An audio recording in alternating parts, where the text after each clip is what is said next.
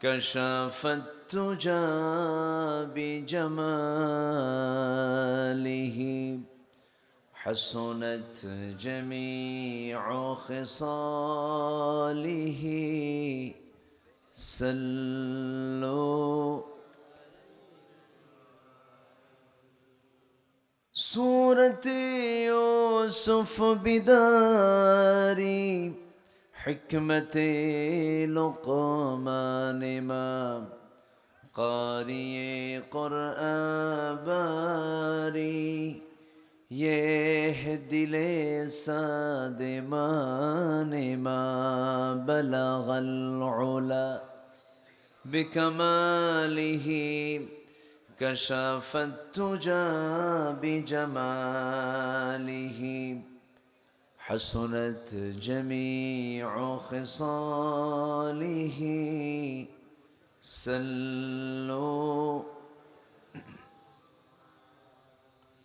মনটা যদি হইতো পুবাল হাওয়া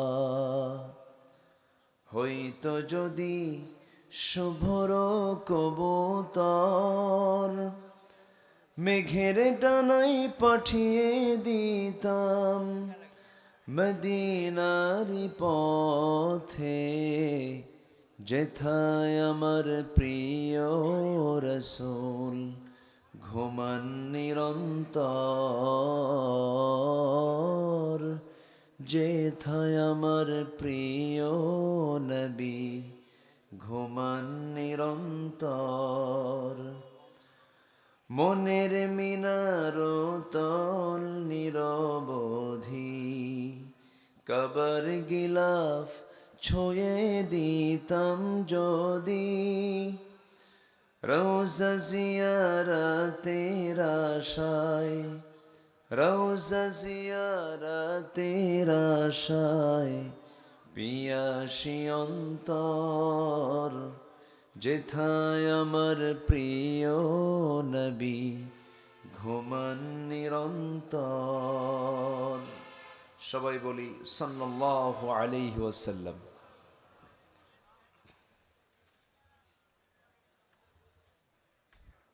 পাবনা জেলার সদর উপজেলার বাঙ্গাবাড়িয়া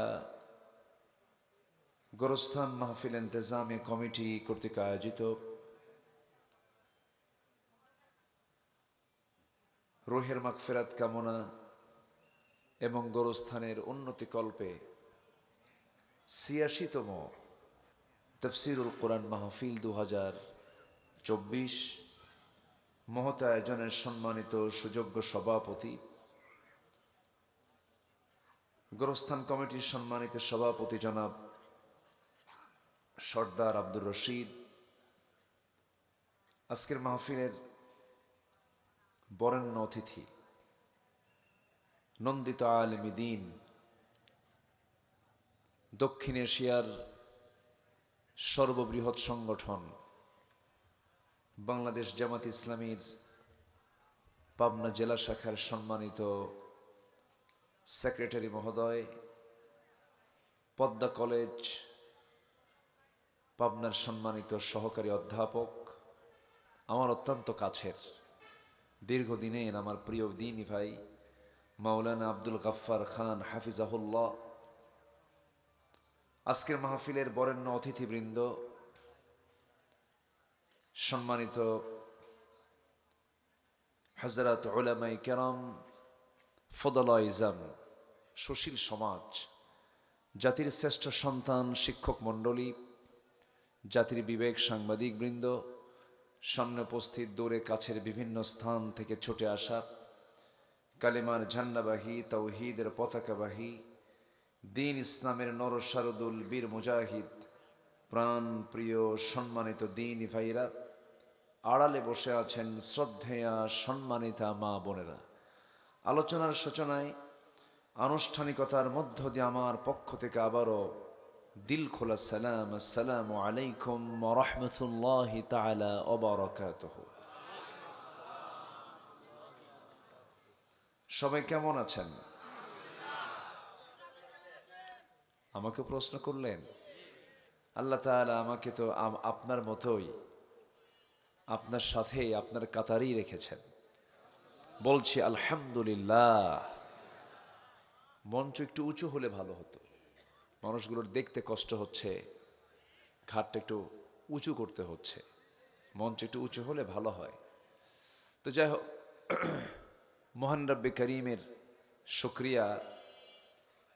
হঠাৎ ঠান্ডা পড়েছে, এই প্রচণ্ড ঠান্ডাকে উপেক্ষা করে আমরা সারাদিনের সকল কাজকর্মের ইতি টেনে, সারাদিনের ক্লান্তি দূর করার জন্য, ক্লান্ত শ্রান্ত দেহটাকে স্বস্তি দেবার জন্য আমরা যখন ধীরে ধীরে বিছানার দিকে যাব, ঠিক সেই মুহূর্তে আমরা বসে আছি এমন একটি সুন্দর আয়োজনে, জান্নাতের টুকরায়। যে মনিব আমাকে আপনাকে এমন সুন্দর আয়োজনে সামিল করলেন, সেই মহান রবের শানে বলে উঠছি আলহামদুলিল্লাহ। আবারও বলছি আলহামদুলিল্লাহ।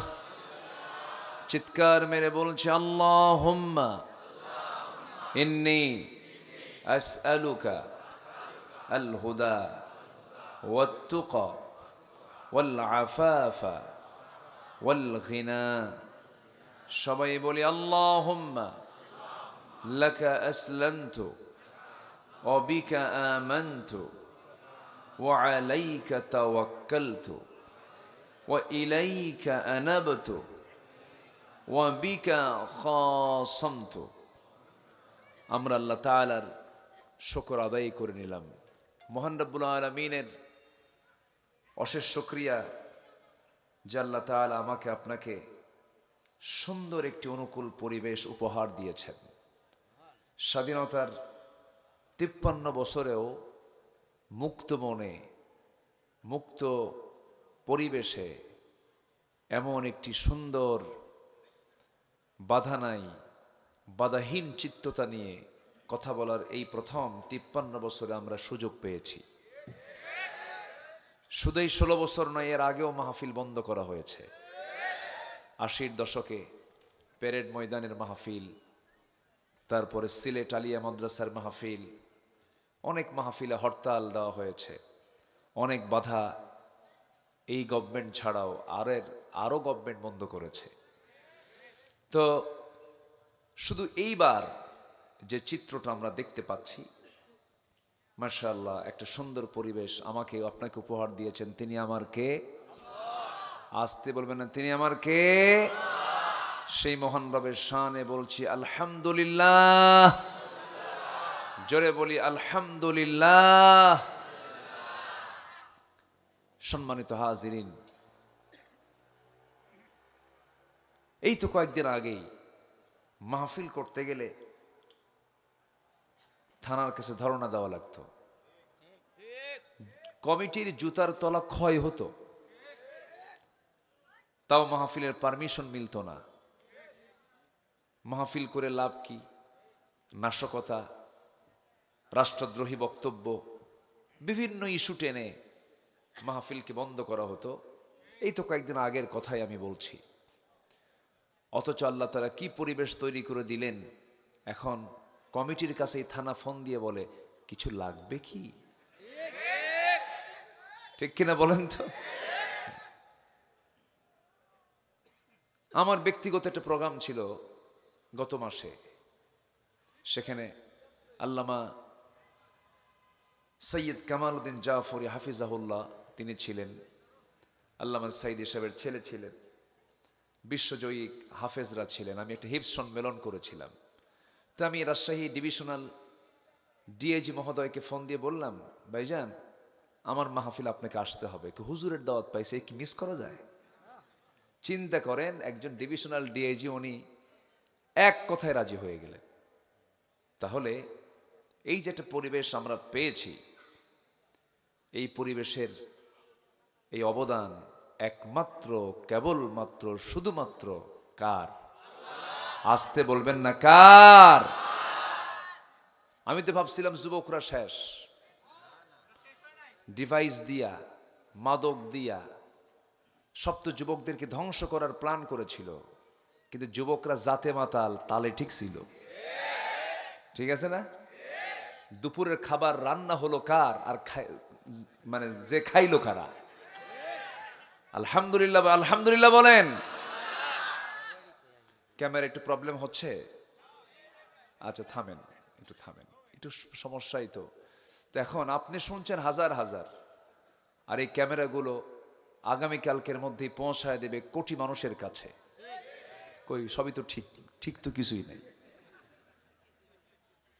একটু সমস্যা হবে তো, একটু মেনে নিতে হবে।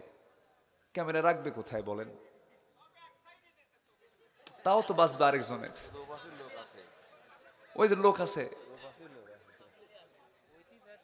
যাই হোক, একটু একটু মেনে নেন। এ তো ক্যামেরা এখানে খুব বেশি আসে নাই, কিছু মাহফিলে আছে 500-600 ক্যামেরা আসে। ও আসলে তো মারামারি লেগে যেত আজকে দেখতেছে। একটু বুঝতে হবে, একটু ধৈর্য ধরতে হবে। আমাদের চোখ দুইটা, একটা হচ্ছে এই যে চোখ, আর একটা হচ্ছে হৃদয়ের চোখ, আর একটা কিসের চোখ বলেন তো? একটু আমরা ধৈর্য ধরি, সব সহজ করে দিবেন তিনি। আমার কে? আল্লাহ তাআলা। আমার আগে আমার আব্দুল গাফফার খান ভাই অনেক বড় জ্ঞানী মানুষ, অনেক সুন্দর সুন্দর তত্ত্ববহুল কথা বলেছেন। আমি শেষ ক্লাসে এসে কিছু কথা বলতে চাই। পাবনাবাসীকে তো বহুদিন কথা শোনাতে পারিনি, 10 বছর আমাকে আসতেই দেয় নাই ফেরেশতারা, বুঝলেন? ফেরেশতারা আসতে দেয়নি, দীর্ঘদিন কথা বলতে পারিনি। কিন্তু সেই ফেরেশতারা এখন আসলেই চতুর্থ আসমানে চলে গেছে, খুঁজে পাওয়া যাচ্ছে না। আসলেই ফেরেশতা ওরা। যাই হোক, যদি এখনো যদি পরিবর্তন না হয়, আর পরিবর্তন হবে কোন দিন? আল্লাহ তো দেখায় দিলেন, এগুলো দেখা দিচ্ছেন না, দেখা দিচ্ছেন না বলেন তো? কলার পাতায় শুয়ে থাকে, দেখা দিচ্ছেন না আল্লাহ? কি সুন্দর দাড়ি কাটিয়া সোজা, মাথার চুল কালা, পাজামা খুলে লুঙ্গি, পাঞ্জাবি খুইলা গেঞ্জি, তরকারিওয়ালা, হাজার হাজার কোটি টাকার মালিক, লোপাট করলো, সবকিছু করলো, কিন্তু কাম হলো না। আইনমন্ত্রীকে ধরে আনতেছে পুলিশ। আইনমন্ত্রীকে, আমি কি একা আসছি নাকি এই জায়গায়? আমি তো জামাতের সাথে আসছি। ওরে ধরো, তো ওটা কে চিনি না তো, ওটাই দরবেশ। চিন্তা করেন, এই একটা তাজা নিউজ, এগুলো কি দেখাচ্ছেন আল্লাহ? আল্লাহ পারেন না? আল্লাহ পারেন না? কেউ যেটা পারে না। কে পারেন? আসতে বলবেন না, কে পারেন?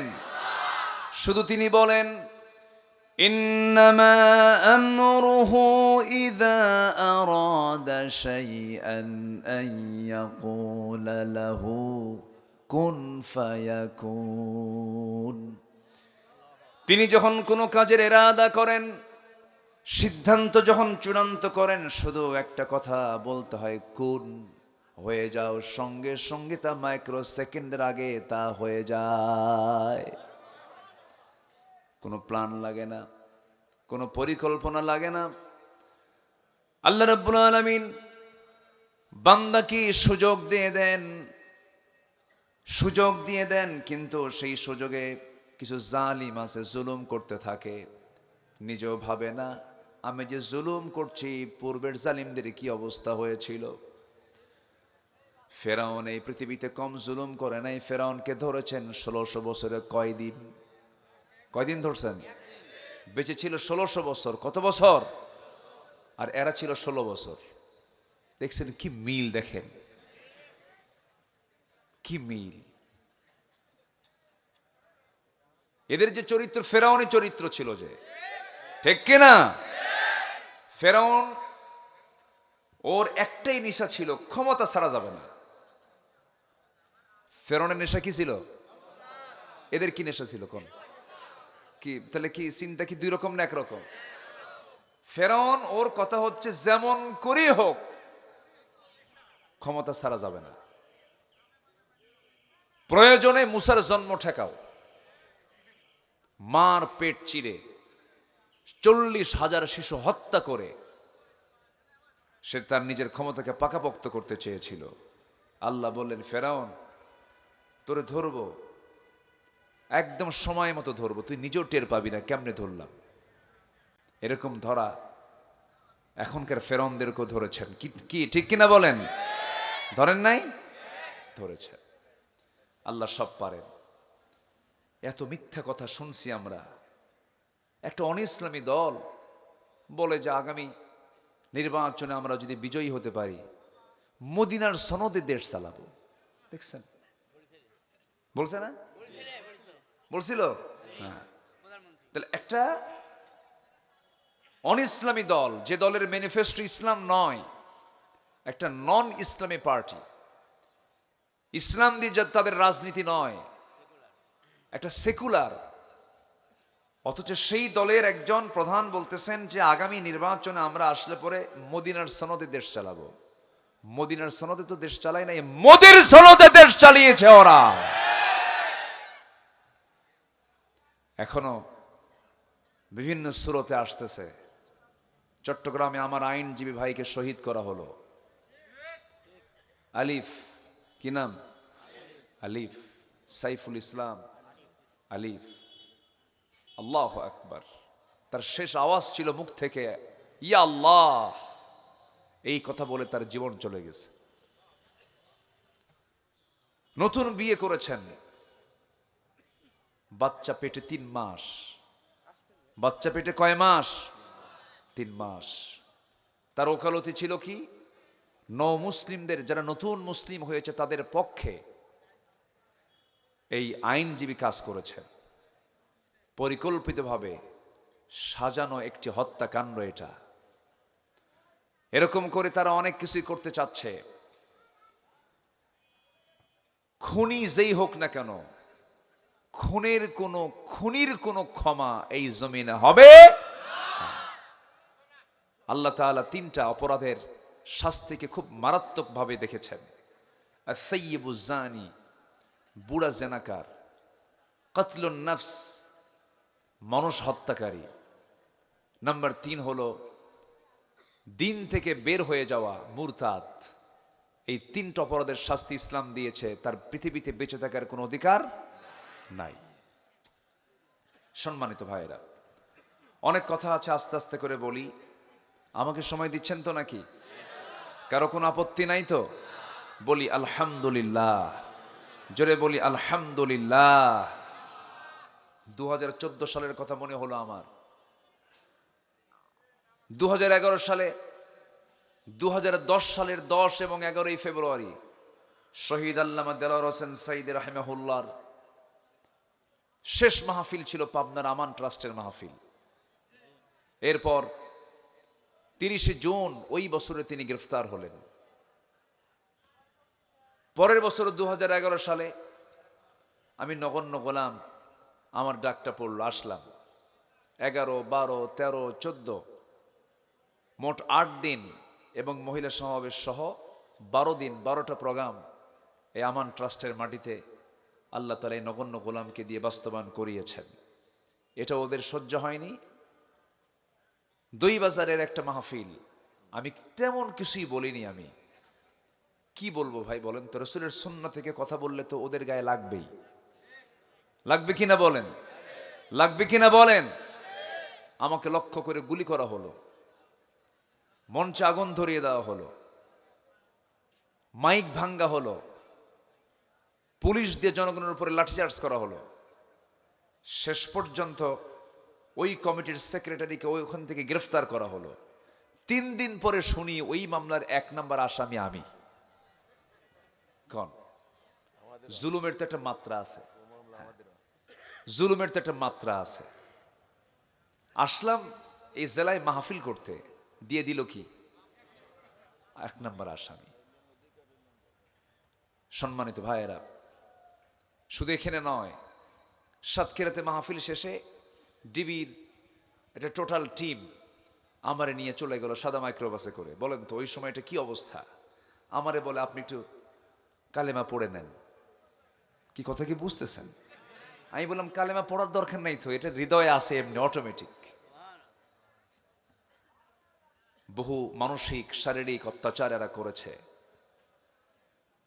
বিগত 16 বছর জেলখানায় সাধারণ মানুষ বেশি ছিল না আলেম ওলামা বেশি ছিল? দেশের ক্ষতি কি আলেম ওলামারা করেছে? দেশ থেকে টাকা পাচার করেছে, 18 লক্ষ কোটি টাকা ঋণ, 11 লক্ষ কোটি টাকা দেশ থেকে পাচার করেছে যারা, তাদের মুখে দেশের প্রেম মানায় না, তাদের মুখে দেশের প্রেম মানায় না। সম্মানিত ভাইয়েরা, সম্মানিত বন্ধুগণ, সুন্দর পরিবেশ পেয়েছে, আমরা এখন নিজের ব্যক্তি জীবনকে সুন্দর করে সাজাবো। জোরে বলি ইনশাআল্লাহ। ভাইরে, দিন শেষে কেউ কিন্তু আপন না, কেউ না, বাপও না, মাও না, ভাইও না, বোনও না, পরাণের বউও না। আসতে কয় ঠিক কিনা? বউ আপন? কে বলছে আপন? সন্তান আপন না। এই পৃথিবীতে কেউ আমার আপন না, সব আমার পর। আপন যদি হতো, আমি মরে যাব, আমাকে কবরে রেখে এসেই সম্পত্তির বন্টন শুরু হয়ে যায়। যুবক, তুমি বিয়ে করেছ, নতুন বউ ঘরে এনেছো, 2 বছর পাড়ি দিয়েছ, সন্তান একটা হয়েছে। ওই সন্তানটার বয়স 1 বছর। তুমি জহিরপুর থেকে পাবনা যাবার পথে গাড়ির সঙ্গে ধাক্কা লেগে তোমার মোটর সাইকেলটা খাদে পড়ে গেল, তুমি মারা গেলে। স্ত্রী কানে সংবাদ চলে এলো, স্ত্রী শোনা মাত্রই সেন্সলেস হয়ে পড়ে আছে, গলা ভেঙ্গে শেষ, খাওয়া নাই, ঘুম নাই, টেনশন টেনশন। স্বামীর জন্য মাতম, স্বামীর জন্য কান্না, সন্তানটা এতিম হয়ে গেছে। কয়দিন কাঁদবে? 1 মাস চলে গেলে কান্না থেমে যায়। 2 মাস চলে গেল, তোমার শ্বশুর বাড়ির লোকজন এসে তোমার বউটাকে নিয়ে চলে গেল। নিয়ে চলে যাবার পরে 4 মাস 10 দিন, 4 আশহুরি ওয়া আশরা, 4 মাস 10 দিন পার হলেই শোক শেষ হয়ে গেল ইসলামের দৃষ্টিতে। 6 মাসের মাথায় তোমার শ্বশুর শাশুড়িগুলো সব মিলে তোমার বউটাকে বিয়েও দিয়ে দেবে। বিয়ে হয়ে গেল। বিয়ে হয়ে যাওয়ার পর তোমার ওই প্রাণের বউ অন্য জায়গায় যখন সে তার স্ত্রীত্বে চলে গেল, স্বামী নতুন পায়া পরের দিন তোমার ওই বউটাই তার বাপ মাকে ফোন দিয়ে বলবে, আব্বা সিদ্ধান্ত ভালোই নিয়েছ, আমাকে আরেক জায়গায় বিয়ে দিয়েছ, যে স্বামীটা পাইছি আগের স্বামীর চাইতে এই স্বামী আমার আরো ভালো। এটাই দুনিয়া, কিচ্ছু নয় দুনিয়া। দুনিয়া আমাকে কিচ্ছু দিতে পারবে না, দুনিয়ার কোনো জন আমাকে কিছুই দিতে পারবে না। আমাকে যিনি সব কিছু দিতে পারবেন তিনি আমার কে? আসতে বলবেন না, তিনি আমার কে? আল্লাহ তার নিজের পরিচয় দিয়ে জানিয়ে দিচ্ছেন, হুয়াল আউয়ালু ওয়াল আখিরু ওয়াল যাহিরু ওয়াল বাতিন ওয়া হুয়া বিকুল্লি শাইইন আলিম। জোরে বলুন আল্লাহু আকবার। তিনি প্রথম, তিনি শেষ, তিনি প্রকাশ্য, তিনি গোপন। সকল ক্ষমতার উৎস একমাত্র তিনি কে? আল্লাহর কাছে ফিরে যেতে হবে। আল্লাহ বান্দাকে সুন্দর করে এক জায়গায় প্রশ্ন করছেন, কাইফা তাকফুরুন, আমাকে কেমন অস্বীকার করো? যারা পারেন ঠোঁট মিলিয়ে আয়াতটা বলুন, কাইফা তাকফুরুনা বিল্লাহি ওয়া কুনতুম আমওয়াতান فأحياكم ثم يميتكم ثم يحييكم ثم إليه ترجعون। জোরে বলুন আল্লাহু আকবার। তুমি তো নিষ্প্রাণ ছিলে, তোমার কোনো প্রাণ ছিল না, আমি তোমাকে জিন্দা করেছি, আবার তোমাকে মৃত্যু দেব, আবার তোমাকে জিন্দা করব, আমার কাছেই তোমাকে ফিরে আসতে হবে। কোথাও যাওয়ার কোনো সুযোগ নেই, আমার কাছেই তোমাকে ফেস হতে হবে। এই সুতরাং সে আল্লাহর সামনে যখন মুখোমুখি হব, আমরা লজ্জা নিয়ে হাজির হব না সম্মান নিয়ে হাজির হব? বলেন বলেন বলেন। সম্মান নিয়ে হাজির হতে হবে। আল্লাহর সামনে আমরা সম্মান নিয়ে যদি হাজির হতে চাই, দুনিয়ার সমস্ত বিধিবিধানকে, মন্ত্রকে না বলে কোরআনকে হ্যাঁ বলে, কোরআনকে যারা ফলো করবে আল্লাহ তাদের ব্যাপারে বলছেন, فمن تبع هدايا فلا خوف عليهم ولا هم يحزنون। জোরে বলুন আল্লাহু আকবার। কোরআনকে যারা মানবে কোরআনকে যারা ফলো করবে তাদের কোনো চিন্তা নাই, তাদের বিন্দু পরিমাণ কোনো ভয় নাই। জোরে বলি সুবহানাল্লাহ। কিন্তু কোরআন তো মানা দূরের কথা, এই জাতি বিড়ি ছাড়তে পারে নাই। কি ছাড়তে পারে না? বিড়ি। বিড়ির বিরুদ্ধে জিহাদ পারে না। জিহাদ করবে কি বলেন? হাই রে বিড়ির টান। এই যে আসতে নিয়েও দেখলাম বসে বসে বিড়ি টানতেছে, বুড়া মানুষ, 80 বছর বয়স। কি আছে না, এরকম আছে না? কি টানটা মারে, এক টানে ধোয়া 3 তলায় পাঠায়। আছে কিনা বলেন? আমার কাছে বিচিত্র মনে হয়, কিছু কিছু লোকের বিড়ি খাওয়া দেখে মনে হয় লোকটার জন্মই হয়েছে বিড়ি খাওয়ার জন্য। একটা শেষ হলে আরেকটা লাগায় দেয়। কি লাভটা কি? কি টানা টানে। এই 53 বছর যত বাজেট এদেশে হয়েছে, প্রত্যেকটি বাজেটেই বিড়ির দাম কিন্তু একবারও কমানো হয় নাই।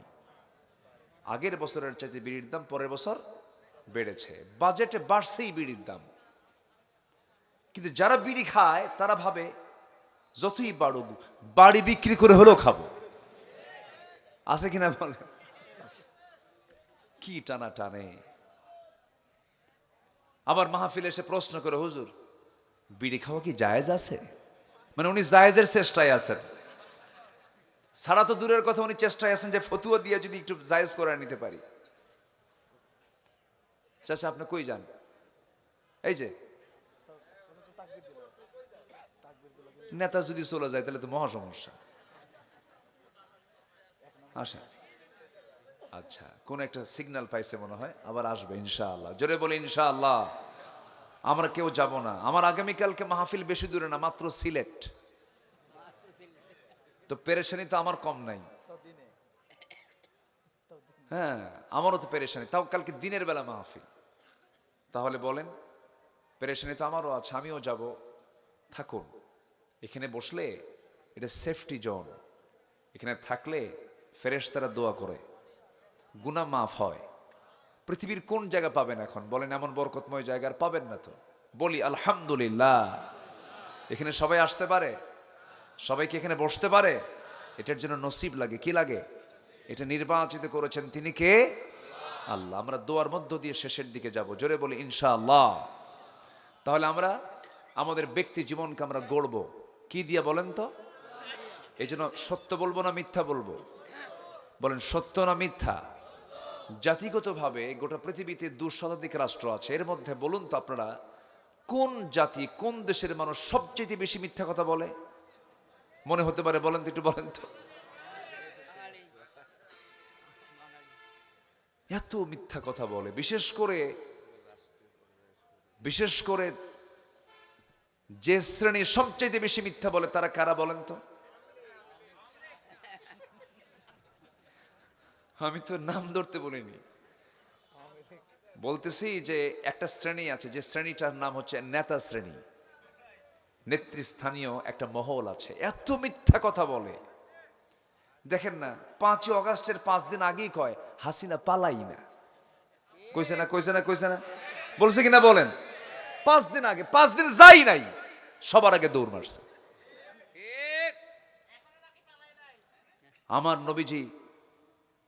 আমার নবীজি ওহদের ময়দানে পিছে ছিলেন না আগে ছিলেন?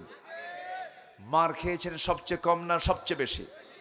সবচেয়ে বেশি মার খেয়েছেন। আল্লাহু আকবার। ওহদের ময়দানে আমার নবীর চাইতে বেশি রক্ত কারো ঝরে নাই। আল্লাহু আকবার।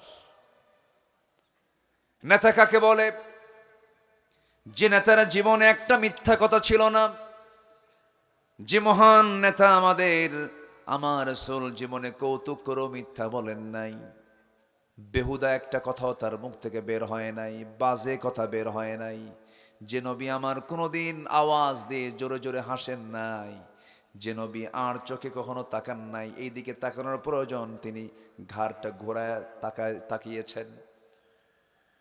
আমার নবীজির দ্বারা পৃথিবীর কোনো মানুষ কথায় কষ্ট পায় নাই। আমার নবীর কথার দ্বারা, আচরণের দ্বারা কোনো মানুষ ক্ষতিগ্রস্ত হয় নাই। সেই মহান ব্যক্তি যার জীবনে একটা মিথ্যা বললেন না, উহুদের ময়দানে গিয়া নেতৃত্ব দিতে গিয়ে নিজে আগে মার খেলেন। সাহাবে কেরামকে বাঁচায়া দিলেন।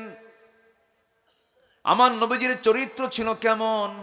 নবীজি কোথাও যেতেন, নিজের কাজ নিজেই সম্পূর্ণ করতেন, নিজের ঘরটা নিজেই ঝাড়ু দিতেন, নিজের কাপড় নিজে ধুয়ে ফেলতেন, নিজের জুতা নিজেই টানতেন। রসুল খেদমত করতেন না, রসুল খেদমত নিতেন না খেদমত করতেন? বলেন বলেন বলেন বলেন। খেদমত করতেন। এমন কিবারের স্ত্রী আম্মা জান আয়েশা সিদ্দিকা বলেন, আমি আমার রসুলকে সহজে খেদমত করতে পারতাম না। আমি অসুস্থ হলে পরে রসুল আমার হাত পা পর্যন্ত টিপে দিতেন। আমি রান্না করতে দেরি হলে রসুল নিজে তরকারি কুটে দিতেন। আমার নবীজির হাতে আমি এক গ্লাস যদি দুধ দিতে যেতাম, দুধ আগে খেতেন না, তিনি আমাকে আগে খাওয়ায় দিতেন। কি চরিত্র আমার নবীর ছিল! ওহদের ময়দানে রসুল নাও যেতে পারতেন, বলতে পারতেন তোরা যা, তোরা মায়ের খা। নবীজি তা করলেন না। আমার নবী ওহদের ময়দানে বললেন, মুনাফিকরা পৃথক হয়ে গেছে, তারা না আসুক, তোমরা কেউ না গেলেও আমি একা গিয়ে বাতিল শক্তির মোকাবেলা করব। নবী ওহদের ময়দানের দিন রওনা করলেন। মদিনার অদূরে ওহুদ প্রান্তরে আমার নবীজি দাঁড়ানো। কাফের মুশরিকরা বদরের পরাজয়ের গ্লানি সহ্য করতে না পেরে 3000 সৈন্য নিয়ে চলে আসছে ওহুদের প্রান্তরে। সেই ময়দানে আমার নবীজির সবার সামনে দাঁড়ানো। নেতৃত্ব কাকে বলে? নেতা তো সামনেই থাকার কথা। যত রক্ত লাগে দেব, প্রয়োজনে লোক পাঠাবো, আমি যাব না। এটার নাম নেতা নয়। ভার্চুয়ালি বক্তব্য দিতে অনলাইনে ফেনা তোলে মুখের, কিন্তু ময়দানে নাই। আসতে বলবেন না আছে না নাই? আসতে বলবেন না আছে না নাই? আমার নবীজি তা ছিলেন না। আমার নবীজি ওহুদের প্রান্তরে সবার সামনে গিয়ে দাঁড়ালেন। যুদ্ধ শুরু হলো, যুদ্ধ থেমে গেল। সাহাবে কেরাম মনে করলেন যুদ্ধ বুঝি থেমে গেছে, কিন্তু থামে নাই। নবীজির একটা অর্ডার ছিল, বিশেষ একটা টিমকে তিনি এক জায়গায় রেখে দিয়েছিলেন, বলেছিলেন তোমরা এই জায়গা ছাড়বা না। এই চিকন গলি পথ দিয়ে কাফের মুশরিকরা অতর্কিত হামলা করতে পারে, তীর ধনুক নিয়ে তোমরা এই জায়গায় দাঁড়িয়ে থাকবে। তারা যুদ্ধ শেষ হয়েছে মনে করে সেই জায়গা থেকে সরে দাঁড়ালেন। সঙ্গে সঙ্গে কাফের মুশরিকদের একটা টিম অতর্কিত হামলা চালায়া রাসূলকে তারা আক্রান্ত করার চেষ্টা করলো। শেষ পর্যন্ত রাসূলকে ধরাশয়ী করে ফেললো। রাসূলকে তারা ধরে ফেললো। দূর থেকে তীর মারে সাহাবীরা 10 জন এসে দৌড় মেরে নবীর চতুর্পার্শ্বে দাঁড়ায় গেলেন। সাহাবীরা বলছেন, হুজুর যত তীর লাগবে আমাদের গায়ে লাগবে, আপনার গায়ে একটা লাগাতে দেব না। আল্লাহু আকবার বলেন। সাহাবীরাও কম না। 10 জন সাহাবীর 9 জনই দুনিয়া থেকে বিদায় নিলেন। একজন সাহাবী দাজানা রাসূলকে জড়িয়ে ধরে বলছেন, হুজুর আমার মন বলছে তারা আপনাকে তীর মেরে মেরে শেষ করে দেবে। যত তীর লাগবে আমার পিঠে লাগুক, আপনার গায়ে একটা তীরও লাগাতে দেব না। রাসূলকে জড়ায় ধরে আছেন। শেষ পর্যন্ত ওই দাজানাও শহীদ হয়ে গেলেন। তার পিঠে একটা দুইটা নয়, 70 থেকে 80টি তীর বিদ্ধর দাগ ফুটে উঠেছিল। আমার নবীজি সম্পূর্ণ একাকী হয়ে গেলেন। কিছু কুরাইশ, কিছু কাফেররা সামনে এসে রাসূলকে একদম সামনে আসার সাহস না পেয়ে দূর থেকে হাতের মধ্যে পাথর নিল। পাথর নিয়ে নবীজির মাথা বরাবর মেরে দিল। নবীজির মাথায় সেদিন পাগড়ি ছিল না, টুপিও ছিল না। নবীর মাথায় সেদিন ছিল যুদ্ধের পোশাক, হেলমেট। হেলমেটের মাথার হেলমেটে যখন এসে ওই পাথরটা ধাক্কা খেল, সেই হেলমেট তৈরি হয়েছে লোহা দিয়ে, লোহার একটা চিকন ফলা। সে হেলমেটের ভিতর থেকে চট করে একটা চিকন ফলা নবীজির কপালের মধ্যে ঢুকে গেল। হেলমেটের লোহা ঢুকে গেছে। আর একজন কাফের মেরেছে গাল বরাবর। শিরস্ত্রাণের একটা চিকন লোহা ফলা গালের মধ্যে ঢুকে গেছে। আরেকজন কাফের মেরে দিল নবীজির মুখ বরাবর। আমার নবীজির সামনের সুন্দর দুটি দাঁত, যে দাঁতটা সবচেয়ে মানুষের সৌন্দর্যের প্রতীক, সামনের দুটো দাঁত ভেঙে গেল।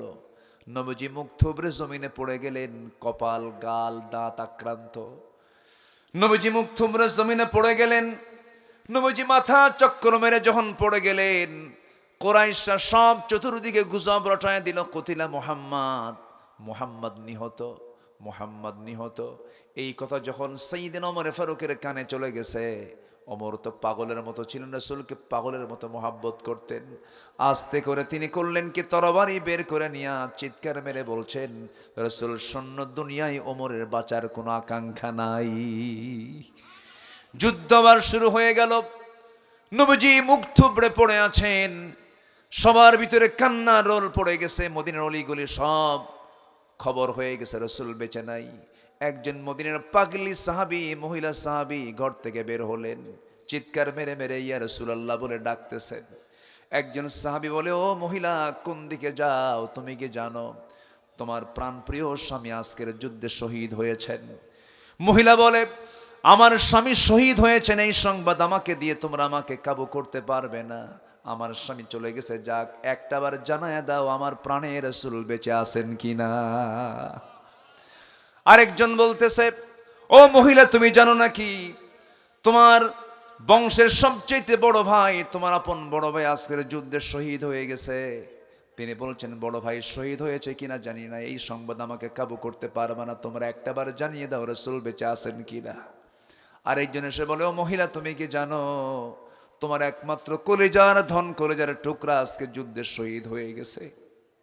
মহিলা বলে, সন্তান চলে গেছে, স্বামী চলে গেছে, বড় ভাই চলে গেছে, গোটা দুনিয়ার সব মানুষও যদি চলে যায় আমার তেমন কোনো দুঃখ নাই, একটাবার জানায় দাও প্রাণের চেয়ে প্রিয় আমার রাসূল বেঁচে আছেন কিনা। হানজালার কানে চলে গেল। সাইয়েদনা হানজালা ইয়াং টকবগ যুবক, রাসূল তাকে রুখসত দিয়েছিলেন। ইয়াং টকবগ যুবক, নতুন বিয়ে করেছেন, রুখসত দিয়েছিলেন। কিন্তু ফজরের সময় গোসল করার জন্য যখন তিনি বের হচ্ছেন রুম থেকে, স্ত্রী সহবাস করেছেন, কানের সংবাদ চলে এসেছে কুতিলা মুহাম্মদ।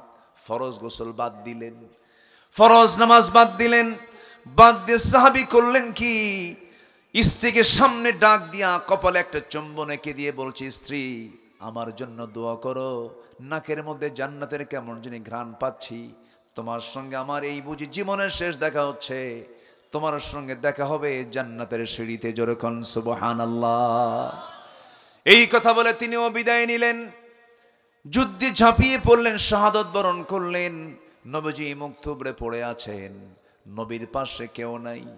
সাইয়েদনা আলী তন্ন তন্ন করে খুঁজতেছেন, কারণ তিনি বিচক্ষণ ছিলেন। তিনি ভাবতেছিলেন, না রাসূল মারা যেতে পারেন না, দিন তো পরিপূর্ণ হয় নাই। তন্ন তন্ন করে খুঁজে খুঁজে বের করতে নিয়ে তিনি দেখতে পেলেন উহুদের ময়দানে একটা জায়গায় গর্তের মধ্যে আমার নবীজি উপর হয়ে পড়ে আছেন, থোকা থোকা রক্তগুলো পড়ে আছে।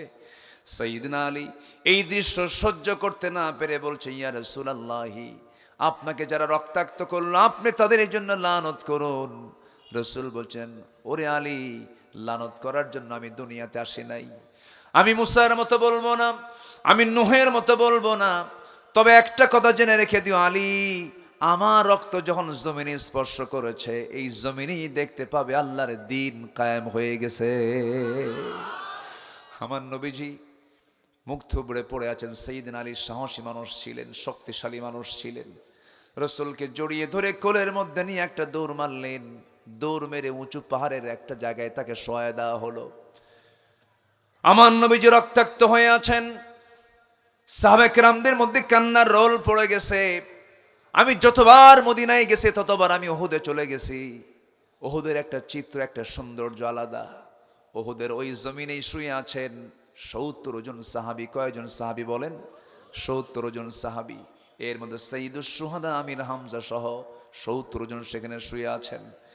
আমার বন্ধুগণ, আমার নবীজি রক্তাক্ত অবস্থা, কপালে বিদ্ধ হওয়া লোহা, গালে বিদ্ধ হওয়া লোহা, দাঁত দুইটা ভেঙ্গে যাওয়া। নবীর পাশে একজন পাগল সাহাবী বসে আছেন, উবাইদ ইবনুল জাররাহ রাদিয়াল্লাহু তাআলা আনহু।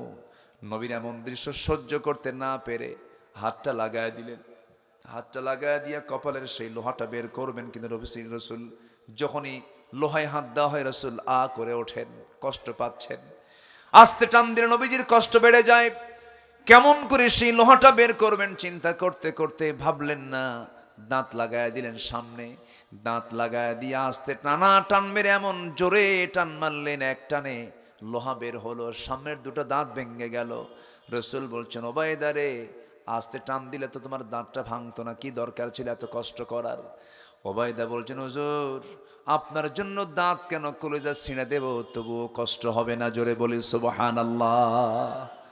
আমার ভাইরা, আমার বন্ধুগণ, আমার নবীজির গালের যে সেই লোহার ফলাটা আস্তি করে যখন টান মারলেন, ফিঙ্কি দিয়ে রক্ত পড়ে। সাইয়েদনা ওবায়দা করলেন কি, হাতের অঞ্জলি দিয়া গড়ে পড়া রক্তগুলোকে হাতের মধ্যে নিয়া রসুলকে না দেখায়া, রক্ত পান করা তো জায়েজ নাই, বিশ্বনবীর রক্তকে বরকত মনে করে তিনি পান করছিলেন। রসুল বলছেন, ওবায়দা লুকায় লুকায় কি পান করো?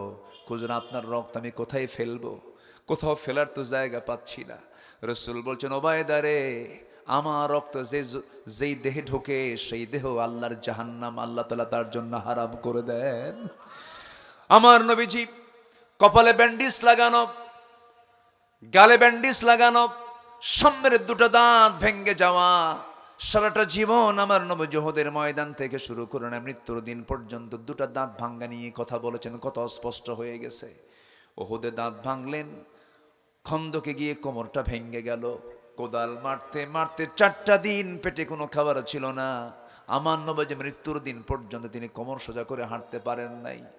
আমার বন্ধুগণ, দিন কায়েমের জন্য যদি বিশ্বনবীর দেহ থেকে রক্ত ঝরাতে হয়, দাঁত ভাঙতে হয়, কোমর হারাতে হয়, সেই দিন কায়েমের জন্য আমরা আগামীতে, আমার আগামীর কাজ হবে বাংলাদেশে জীবন দিয়ে, জান দিয়ে, মাল দিয়ে আমরাও কি দিন কায়েমের জন্য রাজি আছি? রাজি আছেন কারা কারা? হাত উঁচু করে দেখা।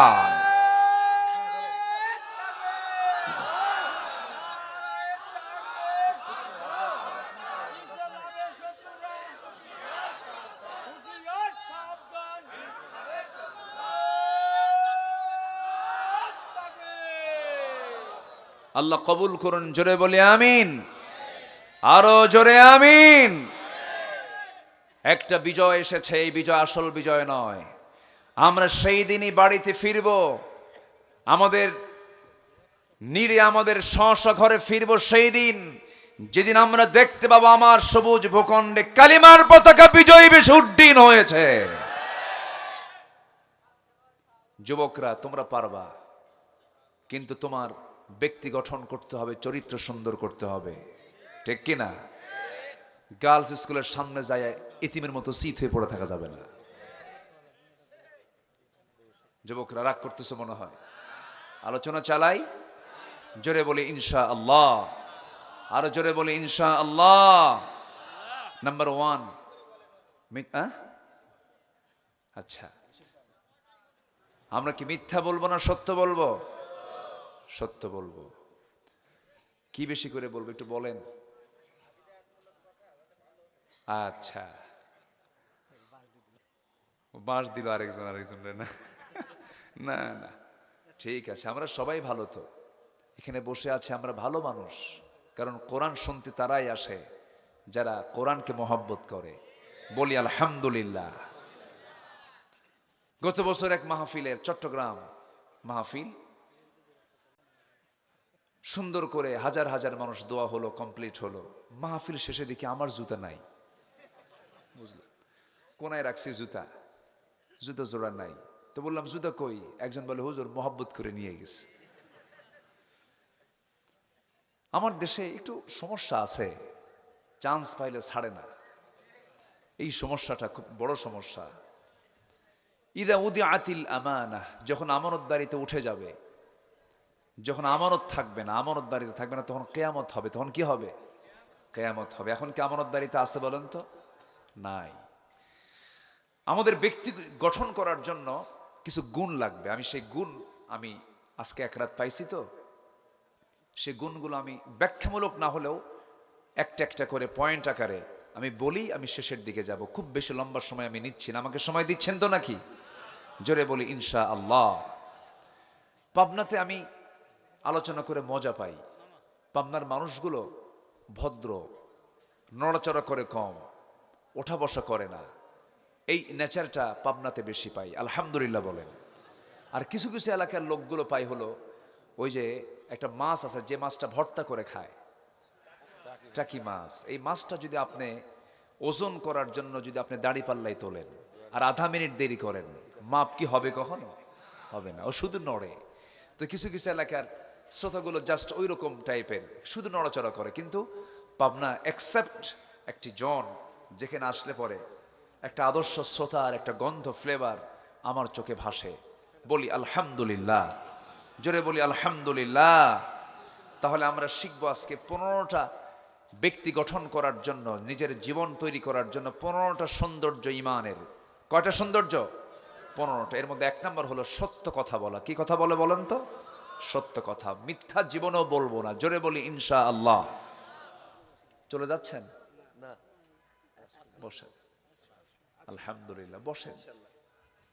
জি জি, মনে খাওয়া হয়নি না? তো এতক্ষণ ধরে এই বুড়া মানুষগুলোকে না খেয়ে রাখছেন না? রোজা না, রাতের বেলা রোজা থাকে নাকি? জি, আমি খাইছি। আমি খাওয়ার কাজ আগেই করি, কারণ মাহফিল শেষে ভাত ঠান্ডা হয়ে যায়, এই জন্য আগে একটু গরম গরম খাই। জি, ওই যে গ্রামের লোক বলতো, আমাদের মুরব্বীরা বলতো, হ্যাঁ, কি খাওয়া আগে দরবার পরে। হ্যাঁ, দেখছেন, আমি শুধু পারি, অস্ত সবাই পারে না। এটা পরিস্থিতিতে, এটা সকল পরিস্থিতি মানতে হয়, এটা কথার কথা। সম্মানিত ভাইয়েরা, তাহলে 1 নম্বর হলো আমরা কি কথা বলবো বলেন তো? মনে থাকবে তো? এটা সবার কি মনে থাকবে? হ্যাঁ, কখনো না শুধু ভাববো যে আমার রাসূল কৌতুক করে মিথ্যা বলেন না, আমি মিথ্যা কেন বলবো? আমি কোন মানুষ যদি জীবন শুধু একটা আমল করে যায়, মিথ্যা কথা আমি বলবো না, ওই বান্দা জান্নাতি। আর যে মিথ্যা ছেড়ে দেবে তার 100% দোয়া কবুল হবে। দোয়া কবুলের অন্যতম শর্ত হলো মিথ্যা বলা যাবে না। সম্মানিত ভাইয়েরা, আজকে মিথ্যা একদম মানে অবলীলায় বলে যাই আমরা, অবলীলায়, মানে ভাবি না যে মিথ্যা বললে কি হবে। অথচ মিথ্যার চূড়ান্ত ফলাফল হলো জান্নাত না জাহান্নাম? জান্নাত না জাহান্নাম? জাহান্নাম। আল্লাহ রাব্বুল আলামিন সূরাতুল আহজাবে বলেছেন, ইয়া আইয়ুহাল্লাযীনা আমানু তাকুল্লাহা ওয়া কুলু কাওলান সাদীদা يصلح لكم أعمالكم ويغفر لكم ذنوبكم ومن يطع الله ورسوله فقد فاز فوزا عظيما. জোরে বলুন আল্লাহু আকবার। আরো জোরে বলুন আল্লাহু আকবার। সূরার নাম হচ্ছে সূরাতুল হজ, সূরাতুল আহজাব। সূরাতুল আহজাব মানে দল সমূহ। সূরাতুল আহজাবের শেষ দিকের ৭০ নম্বর আয়াত এবং ৭১ নম্বর আয়াতে বলছেন, আল্লাহকে ভয় করো। কাকে ভয় করো? নাম্বার 2 হলো সত্য কথা বলো, সোজা কথা বলো, হিকমত খাটাইয়া পেঁচমুচ লাগায় মিথ্যা কথা বলো না। এই 2টা কাজ যদি করতে পারো, আল্লাহ বলছেন, আল্লাহ তোমার জীবনের যত আমলগুলো আছেন, যে ভুলগুলো আমল ছিল, সে ভুল আমলগুলো আল্লাহ পাক ঠিকঠাক করে দিবেন। এবং তোমার জীবনের যত পাপ রাশি ছিল, সমস্ত পাপকে আল্লাহ পাক মাফ করে দিবেন। জোরে বলুন সুবহানাল্লাহ। আরো জোরে বলুন সুবহানাল্লাহ। তার সত্য কথা বলার ফলাফল হলো জান্নাত। সত্য কথা বলার ফলাফল কি বলেন? জান্নাত। আমরা সত্যবাদী তার অন্তর্ভুক্ত হব। জোরে বলি ইনশাআল্লাহ। আরো জোরে বলি ইনশাআল্লাহ। আমার বন্ধুগণ, নাম্বার 2 হলো মুমিনের সৌন্দর্য, মুমিনের চারিত্রিক সৌন্দর্য। 2 নাম্বার দিক হলো আমানত রক্ষা করা। আমানতের খেয়ানত করা যাবে না, আমানতদারিতা রাখতে হবে। জীবনের যত দিক আছে প্রত্যেকটা জায়গায় কিন্তু আমানত একটা বড় বিষয়। রাসূল নিজে বলে দিয়েছেন, রাসূলের কথা এটা, লা ঈমানা লিমান লা আমানাতা লাহ। তার ঈমান নাই যার আমানত নাই, যার আমানত আছে তার ঈমান আছে, যার আমানতদারিতা নাই তার ঈমানই নাই, বলেছেন মুহাম্মদুর রাসূলুল্লাহ সাল্লাল্লাহু আলাইহি ওয়াসাল্লাম। তিনি বলেছেন, আর ঈমানদার কি করবে, ঈমানদারের গুণগুলো কি? এক কথায় সূরা মুমিনুনটা পড়বেন, প্রথম দিকের 10টা আয়াত কি সুন্দর করে আল্লাহ রাব্বুল আলামিন বলছেন। ঠোঁট মিলে আমার সঙ্গে বলুন, قد أفلح المؤمنون الذين هم في صلاتهم خاشعون والذين هم عن اللغو معرضون والذين هم للزكاة فاعلون والذين هم لفروجهم حافظون إلا على أزواجهم أو ما ملكت أيمانهم فإنهم غير ملومين فمن ابتغى وراء ذلك فأولئك هم العادون والذين هم لأماناتهم وعهدهم راعون والذين هم على صلواتهم يحافظون أولئك هم الوارثون الذين يرثون الفردوس هم فيها খালিদুন। জোরে বলুন আল্লাহু আকবার। আল্লাহ বলছেন 7টা কাজ করে আয়। কয়টা কাজ? 7টা কাজ করে আয়, আমার জান্নাতটা বুঝে নে, আমি তোকে জান্নাত বুঝায় দেব। কার ওয়াদা? আসতে বলবেন না, কার ওয়াদা? নাম্বার 1, যারা নামাজটাকে সুন্দর করে আদায় করবে। নাম্বার 2, যারা কি করবে? জিহবাটাকে লাগাম টেনে ধরবে, জিহবা দিয়ে আজে বাজে কোনো কথা বলবে না। নাম্বার 3 হলো যারা যাকাতটা ঠিক মতো আদায় করবে। নাম্বার 4 হলো যারা লজ্জাস্থানের যারা হেফাজত করবে, গোপনাঙ্গের যারা হেফাজত করবে। মন যা চাবে তা করা যাবে না। যুবকরা, যৌবনের তরঙ্গ তোমার সামনে টকবক করবে, কিন্তু তোমাকে মাথায় রাখতে হবে তুমি যা কিছু করছো তার সবচেয়ে বড় সাক্ষী তিনি আমার কে? তুই জোরে বলুন, তিনি আমার কে? আল্লাহ তাআলা। রাতের আধার আমার কাছে আধার মনে হয়, রাতের আধার আমার কাছে মনে হয় কেউ আমাকে দেখছে না, কিন্তু যার কাছে আলো এবং অন্ধকার সমান তিনি আমার কে? আল্লাহ সবকিছু জানেন। এমন কি তুখফু মা ফি সুদুরিকুম আও তুবদুহু ইউহাসিবুকুম বিহিল্লাহ। তোমার অন্তরে তুমি কি দানা বেঁধে রেখেছো, যা কিছু প্রকাশ করছো মনের খবর কে জানেন? আল্লাহ জানেন। সাবধান, তুমি তোমার মনে কি চিন্তা করছো? ইয়ালামু খাইনাতাল আ'য়ুনি ওয়া মা তুখফিস সুদূর। তোমার অন্তরে তুমি কি দানা বেঁধেছো এবং তোমার চক্ষু কি খেয়ানত করে। পৃথিবীর কেউ না জানলেও সঙ্গে সঙ্গে তিনি আমার জানেন। তিনি কে? আমানতের খেয়ানত করা যাবে না।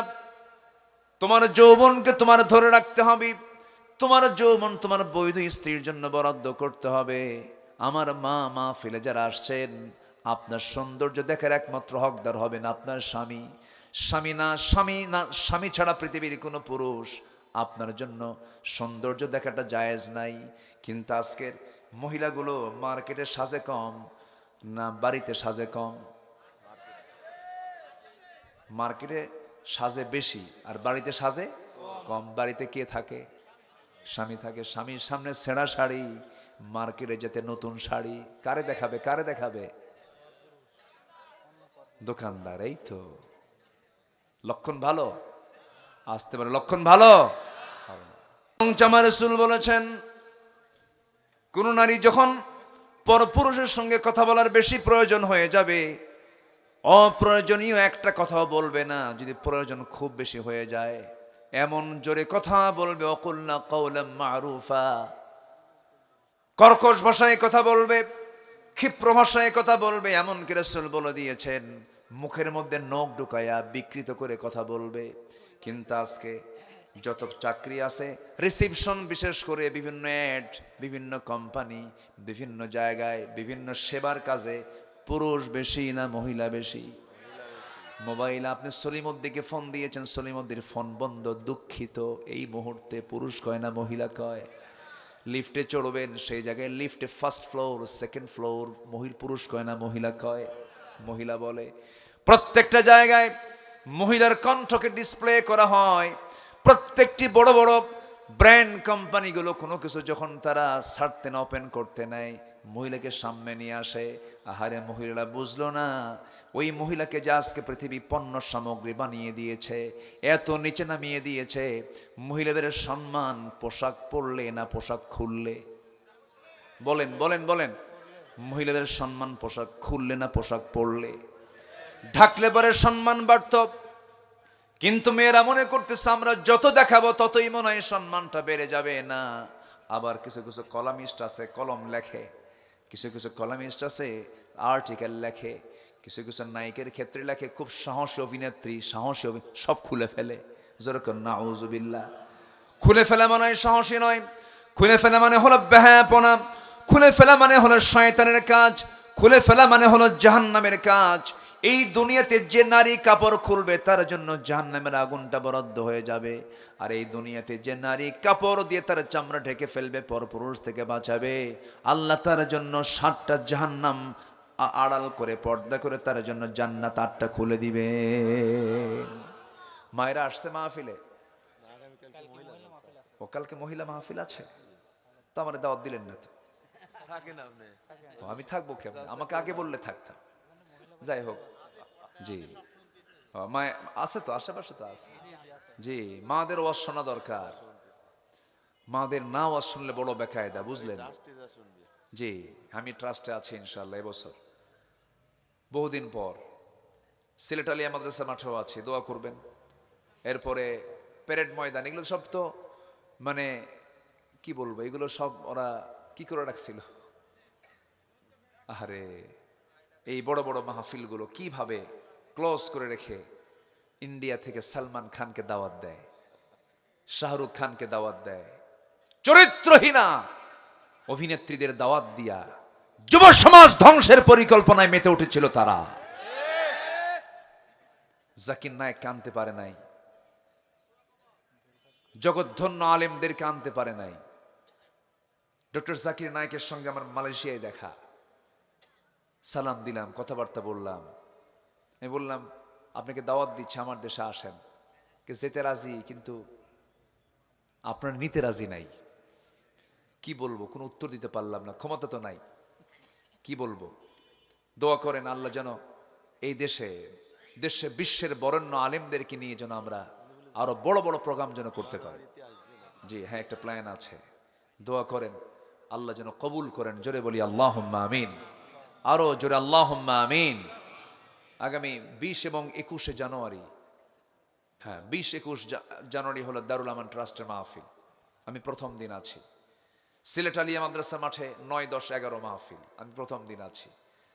চট্টগ্রামে প্যারেড ময়দানে, সেখানেও আমি একদিন, কোন দিন যেন আছি, আমাকে আমন্ত্রণ করেছে। দোয়া করবেন হক কথাগুলো যেন বলতে পারি। জোরে বলি আমিন। আমার জীবনের প্রথম দিকের সূচনা বলা চলে পাবনা থেকেই। পাবনার মানুষ আমাকে ভাবনা ছাড়াই মোহাব্বত ভালোবাসা দেখিয়েছে। আল্লাহ তুমি পাবনাবাসীকে কবুল করো। জোরে বলি আল্লাহুম্মা আমিন। পাবনা এমন একটি জনপদের নাম, যে জনপদে একাধিক ব্যক্তির শহীদের রক্ত আছে। আমার বন্ধুগণ, বিশ্ব ইসলামী আন্দোলনের অন্যতম পুরোধা নিজামী রাহিমাহুল্লাহর বাড়িও পাবনায়। আল্লাহ তুমি তার কবরটাকে জান্নাতের নূর দিয়ে মুনাফফার করে দাও। আব্দুস সুবহান আমাদের জন্য একটা অগ্রপথিক, কি করে গেছেন তিনি, একটা মেম্বার থেকে শুরু করে নিয়ে মন্ত্রী পর্যন্ত, না মন্ত্রী পর্যন্ত তিনি, এমপি পর্যন্ত তিনি এসেছিলেন। কি নেতৃত্ব, তৃণমূল পর্যায় থেকে তিনি গড়ে তুলেছিলেন। তার দেখানো পথে বহু পথিক পথ পেয়েছে। আল্লাহ তুমি তাদের এই শাহাদতগুলোকে কবুল করে নাও। জোরে বলি আল্লাহুম্মা আমিন, আরো জোরে আল্লাহুম্মা আমিন। তারা আমানত, তারা ওই সমস্ত ব্যক্তিগুলো আমানত ভঙ্গ করেছেন না রক্ষা করেছেন? তাদেরকে কত প্রস্তাব দেওয়া হয়েছে, আপনি দল ছাড়েন, আপনি ওই পথ থেকে চলে আসেন, সব কিছু দেওয়া হবে। তারা বলেছেন দুনিয়ার সব ছাড়বো, ঈমান ছাড়বো না। হাসতে হাসতে ফাঁসির মঞ্চ পর্যন্ত চলে গেছেন। বাতিল শক্তির কাছে তারা মাথা নত করেন নাই। আল্লামা সাঈদীকে তারা ফাঁসি দিতে পারেনি, কিন্তু অনেক নাটক করেছে। আল্লাহ নাটকটাকে বেশি দিন মানে ওই নাটকের পর বেশি দিন তাদেরকে টিকে থাকতেও দেননি। 13 আগস্ট 2023 সাল, আমি তখন ঢাকায়। হঠাৎ করে শুনলাম কাশিমপুর কারাগার, গতকালকে আমার কাশিমপুর কারাগারের পাশে মাহফিল ছিল, গাজীপুর মহানগরের মাহফিল ছিল। তো কাশিমপুর কারাগারে তিনি আছেন, সুস্থ মানুষ, কোনো সমস্যা নাই, কোনো রোগ নাই, কোনো অসুখ নাই, কোনো কিচ্ছু নাই। বয়স হয়ে গেছে, এখন হালকা কিছু রোগ তো থাকবেই। হঠাৎ করে তাকে বলা হলো আপনাকে যেতে হবে, আপনি অসুস্থ। উনি বলেন আমি অসুস্থ তো আমি নিজেই জানি না। সেখান থেকে নিয়ে জোরপূর্বক শাহবাগে নেওয়া হলো, পিজি হসপিটালে থেকে হসপিটালাইজড করা হলো। একটা সুস্থ মানুষ, তার দুটো ছেলে মাসুদ এবং শামীম ভাই, দুজনের সঙ্গে কথা বললাম, ভাই কি খবর? আমাদেরকে পাত্তাই দিচ্ছে না, তারা দেখা করার কোনো সুযোগই দিচ্ছে না। শেষ পর্যন্ত সুস্থ একজন মানুষকে ভিতরে নিয়ে পয়জনিং করে, বিষ প্রয়োগ করে তাকে হত্যা করা হয়েছে। তাফসীর মাহফিলের এই প্ল্যাটফর্ম থেকে আমরা জানান দিতে চাই, স্পষ্ট ভাষায় জানিয়ে দিতে চাই, এই তাফসীর অঙ্গনের অগ্রপথিক আল্লামা শহীদ দেলোয়ার হোসেন সাঈদীর হত্যার সঙ্গে যারা জড়িত, তাদেরকে পাকড়াও করে গ্রেফতার করে চূড়ান্তমূলক শাস্তি নিশ্চিত করা হোক। রাজি আছেন কারা কারা? হাত উঁচু করে দেখান মুসলমান।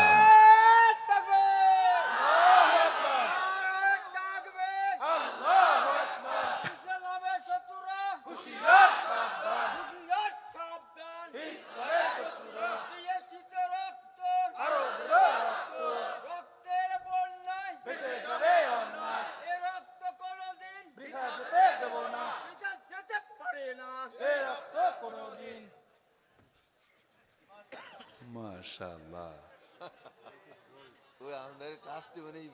জি, ওল্ড ইজ গোল্ড। মাশাআল্লাহ, জি, আল্লাহ কবুল করুন, জোরে বলি আমিন। হ্যাঁ, বুড়া হলেও মানুষ বুড়া হয় না, আর কিছু যুবক এমনি বুড়া হয়ে যায়, আছে না নাই? আছে। কি সুন্দর মানুষ আপনারা, আলহামদুলিল্লাহ। আমানত, ব্যক্তি গঠন করার জন্য 1 নম্বর সত্য কথা, 1 নম্বর কি? নাম্বার 2 হচ্ছে আমানত কি? রক্ষা করা। আমরা আমানত রক্ষা করব, জোরে বলি ইনশাআল্লাহ। আমানত রক্ষা করব। স্ত্রী একটা আমানত, আবার স্ত্রীর কাছে স্বামী একটা আমানত। নবীজি যুদ্ধে গেছেন, বউকে সাথে নিয়ে গেছেন, আলহামদুলিল্লাহ বলবেন না? নবীজি জীবনে একবার হজ করেছেন, কয়বার? একবার, তাও একা যাননি, বউকে সাথে নিয়ে গেছেন। তাহলে বউকে হজের সফরের সাথে নিয়ে যাওয়া সুন্নাহ, ঠিক আছে না? যারা বউকে হজে নিয়ে যান নাই তারা কৃপণ। আমার মায়েরা খুব খুশি, হুজুর ভালো করে রাখেন, বুড়া আমারে নেয় নাই সাথে। আমার নবীজি জীবনে একবার গেছেন, বউকে সাথে নিয়ে গেছেন। ওহুদের প্রান্তরে, যে ওহুদের প্রান্তরের কথা বলছিলাম কিছু আগে, ওই যুদ্ধেও আমার নবীজি আম্মা জান আয়েশাকে বাদ দেননি, নিয়ে চলে গেছেন। রাতের বেলা যুদ্ধের দামামা, চতুর্দিকে থমথমে অবস্থা, আমার রাসূল কোনো মতে একটা ফুরসত পেয়েছেন, এসেই বলছেন হুমায়রা, নাম হচ্ছে আয়েশা, ডাকলেন কি বলে? হুমায়রা, মানে লাল টুকটুকে। এই যে গুণবাচক শব্দ প্রয়োগ করে ডাকলে মোহাব্বতটা বাড়ে। আবার কালো বই হলে যেন কালিনী বলেন না আবার। আচ্ছা, ডাক দিলেন, লাল টুকটুকি কোথায়? বের হলেন, যুদ্ধ চলতেছে, সময় পাই না, তোমার হক আদায় করতে পারি, চলো আকাশের চাঁদও দেখি, একটু এই চাঁদনি রাতে দুজন একটু খুনসুটি করি, একটু দৌড়াই। প্রেম ইসলামে আসে না নাই বলেন তো? অন্যের বইয়ের সাথে, কার বইয়ের সাথে? হ্যাঁ, এটা যেন মনে থাকে।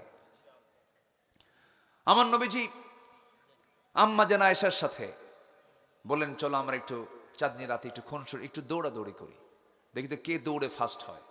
আম্মা জান আয়েশার বয়স তখন ছোট, তিনি খুব কম বয়সী, চিকন চাকন মানুষ। বলেন ঠিক আছে, দৌড় মারি, দেখি কে পারে। আমার নবীজি ইচ্ছা করে দৌড় মারলেন না, বোঝেন নাই? নবীজি যে দৌড় মারে, পৃথিবীর কেউ পারবে? 100 জন জান্নাতি পুরুষের সমান শক্তি আল্লাহ তাআলা আমার রাসূলকে দান করেছিলেন। কয়শো জন? তাও দুনিয়ার না, জান্নাতের।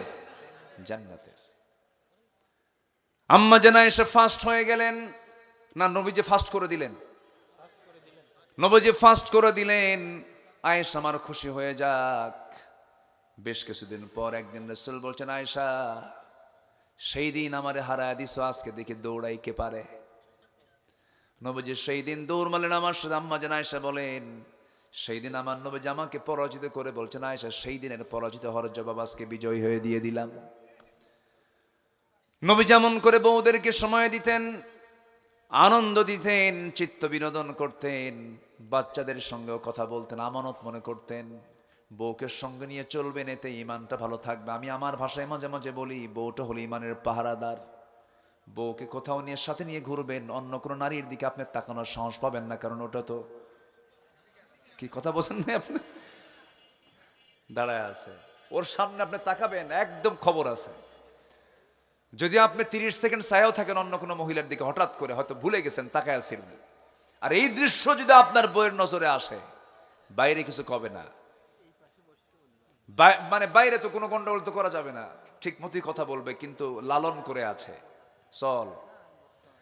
সন্ধ্যার পরে যখন ডাক দিচ্ছেন, ঝর্ণা এক গ্লাস পানি দাও, থো তোমার ঝর্ণা, তুমি ছায়া থাকো আরেক দিকে, ঠিক আছে না?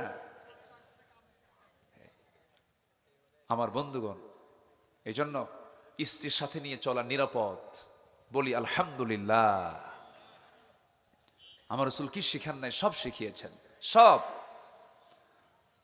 স্ত্রী হচ্ছে আমানত, নিজের স্ত্রীকে কাউকে দেখানো যাবে না, আমার স্ত্রীকে আমাকেই দেখতে হবে। কিন্তু কিছু পুরুষ আছে দেখবেন, নিজের সুন্দরী বউ পাবনা শহর সবাইকে দেখায়, আছে না? আছে না? এরকম আছে না? আছে না? পাবনাবাসী, প্রিয় পাবনাবাসী, আসুন আমার বউটাকে দেখুন, আছেন এরকম? আছে কিনা বলেন? যদি কেউ দেখতে নাও চায়, তাকাতেই হবে, কৌশল করে একদম হুন্ডা একখান নেয়। সে হুন্ডাটা হচ্ছে লেটেস্ট ভার্সন R15। সে R15 এর প্যাসেঞ্জার সিট হলো 3 তলা, আর ড্রাইভিং সিট হলো আন্ডারগ্রাউন্ড, ঠিক আছে না? ও মানুষ আছে না নাই দেখাই যায় না, একদম নিচে পড়ে থাকে। আন্ডারগ্রাউন্ডের স্বামী থাকে, ওর তো দেখার দরকার নেই। 3 তলায় বউ থাকে। বউকে বলে, শোনো, লাল লিপস্টিক আর লাল টকটকে শাড়ি, চুলটা ছেড়ে দিবা, চোখে আশকারা মাস্কারা লাগাবা, গালে গুলে আটা ময়দা লাগাবা। এরপরে হুন্ডাই তুললো 3 তলায়, সামনে ড্রাইভিং সিটে বসে স্বামী দেখে যে হুন্ডার আওয়াজ নাই। হুন্ডার আওয়াজ না হলে তো কেউ তাকাবে না। বলে যে এই স্যালেঞ্জার যেটা আছে পাইপ, এটা সরা। পাইপ যখন সরানো হয় তখন হুন্ডার আওয়াজ না হেলিকপ্টারের আওয়াজ, হেলিকপ্টারের আওয়াজটা বের করলো, এমন টান দিল জহিরপুর টু কি যেন ওইদিকে কয়, গাছপাড়া, হ্যাঁ, যেখানে গ্যাস পাওয়া যায়, দিল একখান টান। এক টান দিল, হেলিকপ্টারের তো আওয়াজ আছেই, সব ছায়া আছে, কি ব্যাপার, হেলিকপ্টার আসলো কোন দিন? না, হেলিকপ্টার ওটা না, হেলিকপ্টার জায়গা মতো বসে আছে। এই নোংরামি যুবকরা যেখানে দেখবা, থামায়া গাল যেতে মারবা একখান থাপ্পড়, ঠিক কিনা? যেখানেই দেখবা বেয়াদবি, যেখানে দেখবে বেপরদা বেহায়াপনা, সেখানে প্রতিরোধ গড়ে তুলতে হবে তোমাকে। তোমরা তো পেরেছো, দুপুরের খাবার তোমরা খেয়েছো, তোমরা যদি তা পারো, এগুলো পারবা। তোমার গ্রামকে তুমি সাজাও, তোমার গ্রামকে তোমার সাজাতে হবে। কোন মহিলা কোন ঘর থেকে বেপর্দা হয়ে বের হয় তালিকা করবা, বাড়িতে যাবা, বলবা যে আপনার মেয়ে, আপনার বউ উলঙ্গ হয়ে বের হয়, আমরা অবিবাহিত যুবক, আমাদের চোখের সমস্যা হয়, ইমানের সমস্যা হয়, বোরকা পরায় রাখবেন, বের করাবেন, নচেত বাড়ি থেকে বের হতে পারবে না। আসতে কন কেন? আসতে কন কেন? সমাজটাকে নাপাক করে দেওয়ার কোনো সুযোগ দেওয়া যাবে না। তা'মুরুনা বিল মা'রুফ ওয়া তানহাউনা আনিল মুনকার। এটার জন্য আল্লাহ তাআলা পাঠিয়েছেন আমাকে আপনাকে। আমানতের খেয়ানত আমরা করব না। জোরে বলি ইনশাআল্লাহ। ইন্নাল্লাহা ইয়া'মুরুকুম আন তু'আদ্দুল আমানাতি ইলা আহলিহা ওয়া ইযা হাকামতুম বাইনান নাসি আন তাহকুমু বিল আদল ইন্নাল্লাহা নি'আম্মা ইয়া'ইদুকুম বিহ ইন্নাল্লাহা কানা সামিআন বাসীরা। জোরে বলি আল্লাহু আকবার। আমার বন্ধুগণ, নাম্বার 3 হলো ইনসাফ কায়েম করা। নাম্বার 4 হলো ধৈর্য ধরা, ক্ষমা করে দেওয়া। যে ব্যক্তি ক্ষমা করবে, ক্ষমার মজা হলো সারা জীবন, আর প্রতিশোধের মজা হলো কিছুক্ষণ। আপনি প্রতিশোধ নিলেন, কিছুক্ষণ আপনি আনন্দ পাবেন, পরে আর আনন্দ পাবেন না। কিন্তু একজন মানুষের বিরুদ্ধে আপনি প্রতিশোধ নিতে পারতেন, কিন্তু আপনি তাকে মাফ করে দিয়েছেন, সারা জীবন আপনি এটার জন্য আনন্দ পাবেন। ধৈর্য ধরবো আমরা, ক্ষমা করব আমরা, এটাই তো ইমানদারের চরিত্র। আপনি ক্ষমা করবেন, আল্লাহ আপনাকে ক্ষমা করবেন। ধৈর্য ধরবেন, আল্লাহ আপনাকে পুরস্কার দিবেন। আল্লাহ তাকেই ধৈর্য শক্তি দেন যাকে জান্নাতের জন্য কবুল করে নেন। ধৈর্য ধরেছেন আল্লাহর নবীরা, কি মার খেয়েছেন। নূহ আলাইহিস সালাতু ওয়াস সালাম মার খেতে খেতে সেন্সলেস হয়ে পড়ে গেছেন, তার কওমের লোকেরা মেরে থুয়ে চলে গেছে, রক্তাক্ত করেছে। এরপর আবার সেন্স ফিরেছে, আল্লাহর কাছে চেয়েছেন, দাওয়াত কম দেন নাই। কি ধৈর্য ছিল তার। 900 বছর তিনি শুধু দাওয়াতি কাজ করেছেন, শুধু দিনের বেলায় নয়। ইন্নী দাআউতু কওমি লাইলাও ওয়া নাহারা, আমি নিজে নূহ আলাইহিস সালাতু ওয়াস সালাম দিনে এবং রাতে কালিমার দাওয়াত দিয়েছি। 900 বছরে ইসলাম কবুল করেছে মাত্র 80 থেকে 90 জন। তিনি হতাশ হন নাই, ধৈর্য ধরেছেন কার উপরে? আসতে বলবেন না, কার উপরে? আল্লাহর উপরে। নাম্বার 5 হলো আল্লাহর ভয়ে সেজদায় লুটিয়ে পড়ে আল্লাহর ভয়ে সেজদা দিতে দিতে অস্থির হয়ে যাওয়া, কাঁদতে থাকা, চোখের পানি ফেলে দেওয়া। যে বান্দা আল্লাহর ভয়ে এক ফোঁটা চোখের পানি ফেলবে, 7টা জাহান্নাম তার জন্য নিভে দিবেন, আল্লাহ তাআলা নিভাইয়া দিবেন। জোরে বলি সুবহানাল্লাহ। 7 সমুদ্রের পানি দিয়া জাহান্নামের কোনাও নিববে না, কিন্তু বান্দা যদি আল্লাহর ভয়ে একটাবার যদি চোখের পানি ফেলতে পারে, এক ফোঁটা চোখের পানি, এক ফোঁটা চোখের পানি দিয়ে 7 জাহান্নাম নিভে যাবে। এই চোখের পাওয়ার কে দিয়ে দিয়েছেন বলেন? এই চোখের পানিতে পাওয়ার দিয়ে দিয়েছেন তিনি আমার কে? আল্লাহ তাআলা। নাম্বার 6 হলো মুমিনরা একে অপরের প্রতি বিনয়ের বাহু প্রসারিত করবে। মুমিনরা পরস্পর পরস্পর রহম দিল হবে, দয়া পরবশ হবে। তারা পরস্পর পরস্পরকে মহব্বত করবে, একজন আরেকজনের দোষ কাড়াল করবে, একজন আরেকজনের বিপদে তারা পাশে দাঁড়িয়ে যাবে, একজন আরেকজনকে এত মহব্বত করবে, তারা ভাববে এই মহব্বতটা নিয়ে আমরা জান্নাতে যেতে চাই। আল্লাহু আকবার বলেন।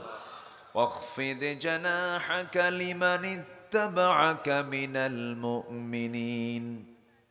আবার আল্লাহ আরেক জায়গায় বলছেন, ইন্নাল্লাহা ইউহিব্বুল্লাযীনা ইউকাতিলুনা ফি সাবিলিহি সাফফান কাআন্নাহুম বুনয়ানুম মারসুস। আল্লাহু আকবার। নাম্বার 7 হলো মুমিনরা শান্তি প্রতিষ্ঠাকারী হবে, অশান্তি কায়েম করবে না। যেখানে অশান্তি দূর করে শান্তি প্রতিষ্ঠার জন্য তারা পাগল হয়ে যাবে, অস্থির হয়ে যাবে। নাম্বার 8 হলো মুমিনরা একে অপরের প্রতি দোষ অন্বেষণ না করে দোষ কাড়াল করবে। ইজতানিবু কাসীরাম মিনায-যন ইন্না বা'দায-যন্নি ইসমু ওয়া লা তাজাসসু ওয়া লা ইয়াগতাব বা'দুকুম বা'দা। জোরে বলুন আল্লাহু আকবার। কেউ উঠবেন না, একটু মনোযোগ দিয়ে কথাগুলো শুনুন। নাম্বার 9 হলো অসহায় অভাবীদের পাশে তারা দাঁড়াবে। ইমানদাররা অভাবীদের পাশে দাঁড়াবে।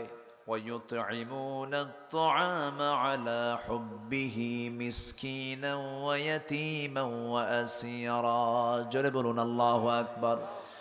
নাম্বার 10 হলো ভালো কাজে পরস্পর পরস্পর এগিয়ে আসবে, খারাপ কাজ পরস্পর পরস্পর এগুলোকে বন্ধ করে দেবে। তাআওয়ানু আলাল বিররি ওয়াত তাকওয়া ওয়ালা তাআওয়ানু আলাল ইসমি ওয়াল উদওয়ান। নাম্বার 11 হলো আত্মীয়তার হক রক্ষা করবে। দেখবেন সমাজে কিছু কিছু লোক আছে নামাজ পড়ে, রোজা রাখে, বোনের সঙ্গে সম্পর্ক নাই, বাবার সঙ্গে সম্পর্ক নাই। বাবার অপরাধ হলো বাপ এক ছেলেকে বেশি লিখে দিয়েছে, এক ছেলেকে কম লিখে দিয়েছে। যে ছেলেকে কম লিখে দিয়েছে সেই ছেলে রাগের ঠেলায় বাপের সঙ্গে সম্পর্ক রাখে না। বাপ করছে এক ওয়াকাম, সন্তান করে আর এক ওয়াকাম, ঠিক কি না? বাপ তো জমি লিখে দিয়েছে একজনের বেশি, এটা ভুল করছেই, আবার সন্তান ওই রাগে আবার কথা কন, এটা আবার আরেক ওয়াকাম। আমার বাপ যা করবে করবে, তার কবরে সে যাবে, কিন্তু আমি তার সন্তান। আমার বাবা যদি আমাকে এক চুল পরিমাণ সম্পদ নাও দেয়, কিন্তু আমার বাপকে দেখার জন্য হুকুম দিয়েছেন তিনি আমার কে? আল্লাহ। আমার আব্বাকে আল্লাহ যা করে করবে, আমি আব্বার জন্য দোয়া করব, আব্বার সঙ্গে ভালো আচরণ করব, আল্লাহ আব্বাকে বুঝাবো আমি, কিন্তু সম্পর্ক নষ্ট করার কোন অধিকার কোন ইমানদারের নাই।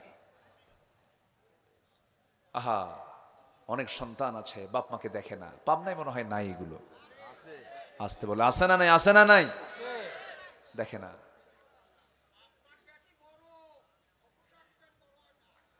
হ্যাঁ, ইস আল্লাহু আকবার, দেখেন কি কথাটা বললেন, কত দুঃখের কথা এটা।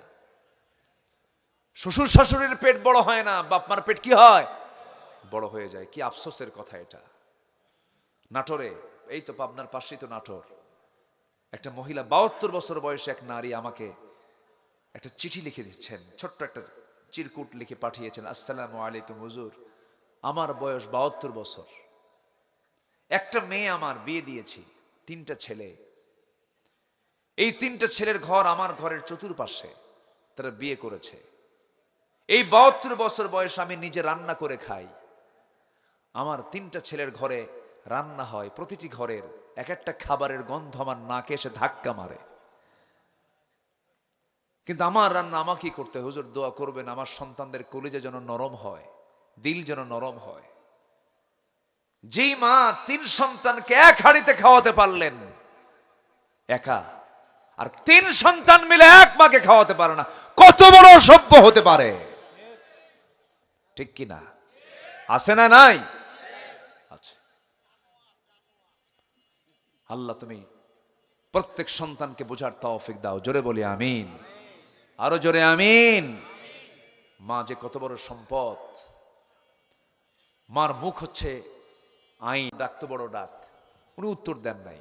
মা খেপে গিয়ে বলে, আল্লাহ তুমি আমার সন্তান সাহেবে জোরাইসকে একটা খারাপ নারীর অনিষ্ট থেকে, অনিষ্ট স্পর্শ না করা পর্যন্ত তুমি তার মৃত্যু দিও না, এরকম একটা বদদোয়া করে ফেলছেন। মার দোয়া কি আর বাদ থাকে? কবুল হয়ে গেছে। হঠাৎ করে একদিন এক মহিলা বলে ফেললো, তার সন্তান ছিল জারস, এই জারস সন্তানটা যখন হলো বলল যে এই সন্তানটা কার, বলে যে ওই সাহাবে জুরাইজের সন্তান, ও আমার সঙ্গে জেনা করছে। কত বড় ফিতনা বলেন। গোটা নগরের মানুষ এসে জুরাইজকে ধরে ফেললো, তুমি এত বড় চরিত্রহীন মানুষ, আমাদের সামনে তুমি দরবেশের ভান ধরছো, এটা কেমন কথা? জুরাইজ কান্দার বলে, আল্লাহর কসম করে বলি আমি জেনার দিকে যাই নাই, আমি কোনো পাপ কর্মের দিকে যাই নাই, আমি কোনো জেনার কাছে যাই নাই, জেনা স্পর্শ করি নাই, এই নারীকে আমি চিনি না। কিন্তু সবাই যখন তাকে ধরে বসলো, এমন সময় সাহেবে জোরাই সেই সময় বললেন, ও মহিলা, কোন সন্তানটা তোমার, যে সন্তানের পিতা আমাকে বানাচ্ছ, নিয়ে আসো সন্তানকে। নিয়ে আসা হলো, সন্তানকে সামনে রেখে এই বড় আল্লাহওয়ালা প্রশ্ন করে বসলেন, ও ছোট্ট বালক, নাবালক, নবজাতক, তুমি বলে দাও তোমার পিতার পরিচয়টা কি? সঙ্গে সঙ্গে ছোট্ট বাচ্চার মুখ থেকে জবান ফুটে গেছে, এই পৃথিবীতে 3জন নারী, 3জন শিশু দোলনায় কথা বলেছেন। কয়জন শিশু বলেন? 3জন শিশু। এর মধ্যে এই শিশুটা, এই নবজাতক বলে ফেলল, আমার বাবা আপনি নন, আমার বাবা দুনিয়ার অন্য কেউ নয়, আমার বাবা হলো ওই যে রাখাল, যে যে মরুভূমির ভিতরে ছাগল চাষ করে, ছাগল লালন পালন করে, ওর সঙ্গে আমার মা জেনা করেছে, তার ফলাফল হলো আমি হলাম তার সন্তান। নগরীর সমস্ত লোকগুলো তাকে ভুল বোঝার পর তার কাছ থেকে ক্ষমা চেয়ে নিল। মাঝখান থেকে যে ঘটনা ঘটলো, কার দোয়া? কার বদদোয়া? মায়ের বদদোয়া। এই জন্য মায়ের বদদোয়া নেওয়া যাবে না। মার কাছ থেকে নেব আমরা বদদোয়া না দোয়া। বলেন বদদোয়া না সুন্দর দোয়া? সুন্দর। মা যা বলে তাই হয়ে যাবে। শুধু মার কাছে গিয়ে বসবেন আর শুধু পা ধরবেন। যদি খুব বেশি বুড়া হয়ে যায়, খুব বয়স্ক, চোখে দেখে না, একদম কমে গেছে, দেখেন না শিশুর মতো হয়ে, যখন কোলে নিবেন, আদর করবেন, চুমা দিবেন, একটু খেলবেন, শিশুর মতো তাকে দেখবেন, আদর করবেন। ওই যে ওই সময় মন থেকে যে একটা হাসি দেবার দোয়া করবে, গোটা দুনিয়া আপনার হয়ে যাবে। আল্লাহ কবুল করুন, জোরে বলে আমিন। নাম্বার 13, ইমানদার যারা ব্যক্তি গঠন করতে চান, দুনিয়াতে চলতে গেলে অহংকার না বিনয়ী? বলেন অহংকার না বিনয়ী? দেখেন কিভাবে বলে ফেললো, রাজাকারের নাতিপুতিরা চাকরি পাবে। এটা কি বিনয়ের কথা না অহংকারের কথা? আল্লাহকে তুই অহংকার দেখাস আমার বান্দার সাথে? দেখাচ্ছি। কি জবাব দেয়নি? জবাব দেননি আল্লাহ, জবাব দেননি। অহংকার করা যাবে না। আল্লাহ রাব্বুল আলামিন বলেন, وعباد الرحمن الذين يمشون على الأرض هونا وإذا خاطبهم الجاهلون قالوا سلاما। জোরে বলুন আল্লাহু আকবার। নম্বর 14, যারা দুঃসময় আল্লাহর পথে ব্যয় করে। নম্বর 15 হলো যারা নিজেদের রাগকে নিয়ন্ত্রণ করে। আল্লাযীনা ইউনফিকুনা ফিস-সাররা'i ওয়াদ-দাররা ওয়াল কাযিমিনাল গায়যা ওয়াল আফিনা আনিন নাস ওয়াল্লাহু ইউহিব্বুল মুহসিনিন। জোরে বলুন আল্লাহু আকবার। সূরা আলে ইমরান আয়াত নাম্বার 134। যারা দুঃসময় আল্লাহর পথে খরচ করে, আবার যারা নিজেদের রাগকে নিয়ন্ত্রণ করে, চরম দুঃসময় যারা নিজেদের রাগকে নিয়ন্ত্রণ করে, আল্লাহ এই সমস্ত বান্দাদের দারুণ ভালোবাসেন। এই সমস্ত ব্যক্তিগত গুণ যারা অর্জন করবে তারাই সফল হয়ে যাবে। জোরে বলি সুবহানাল্লাহ। আর একটু জোরে কর না ভাই, সুবহানাল্লাহ। রাগ করতেছেন নাকি আপনারা? শেষ করে দেই, আলোচনা চালাবো। আমার নবীজি একটা কথা যখন কেউ মানে খুব গুরুত্বপূর্ণ হতো, আমার নবীজি একটা কথাকে তিনি 3 বার বলতেন। কয়বার বলেন তো? 3 বার বলতেন। একবার বলতেন, আবার বলতেন, আবার বলতেন, তাই না? এরকম হাদিস আসছে না? এক কথা তিনি 3 বার বলতেন। দেখেন আমার নবীজির প্রত্যেকটা কাজই সায়েন্স। 3 বার কেন বলতেন? আজকের বিজ্ঞান বলতেছে আমাদের মস্তিষ্কে প্রিন্টার টার্ম আছে, প্রিন্টার টার্ম। একটা হচ্ছে লং টার্ম, আরেকটা হচ্ছে মিডিল টার্ম, আরেকটা হচ্ছে শর্ট টার্ম।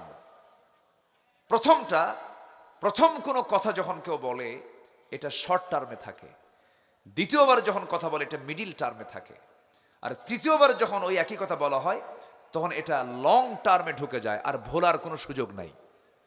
আলহামদুলিল্লাহ বলবেন না? জোরে বলি আলহামদুলিল্লাহ।